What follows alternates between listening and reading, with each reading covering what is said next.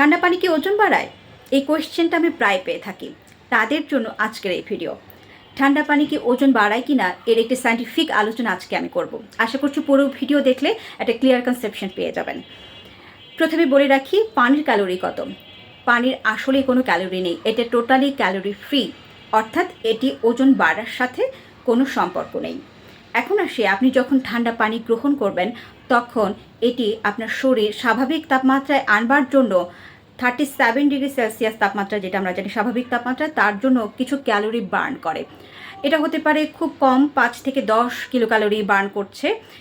সুতরাং এই পানি আপনি যখন স্বাভাবিক মাত্রায় খাচ্ছেন তখন এই ক্যালোরিটা বার্ন করছে না, কিন্তু যখন আপনি ঠান্ডা পানি গ্রহণ করছেন তখন কিন্তু তাকে স্বাভাবিক তাপমাত্রায় আনতে শরীরকে আরও 5 থেকে 10 কিলো ক্যালোরি খরচ করতে হচ্ছে এনার্জি। উল্টো কিন্তু আপনার খরচ হচ্ছে শরীর থেকে, বেশি কিন্তু বাড়ছে না। যদিও এটা ওজন কমার সাথে খুব একটা ম্যাজিক টুল হিসেবে কাজ করবে না, কিন্তু এই কিলো ক্যালোরি খরচ হচ্ছে। অর্থাৎ ঠান্ডা পানি যখন আপনি গ্রহণ করছেন এর সাথে ওজন বাড়ার কোনো সম্পর্ক নেই। তবে হ্যাঁ, ঠান্ডা পানি গ্রহণের ক্ষেত্রে কিছু সতর্কতা বলা হয়।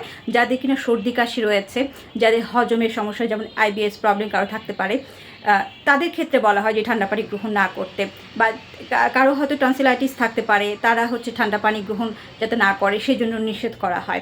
তো সেই ক্ষেত্রে যদি ওজন বাড়ার বিষয়টি আসে তাহলে ঠান্ডা পানি ওজন বাড়ার ক্ষেত্রে কোনো ধরনের ভূমিকা নেই। এটা একটা আসলে মিথ।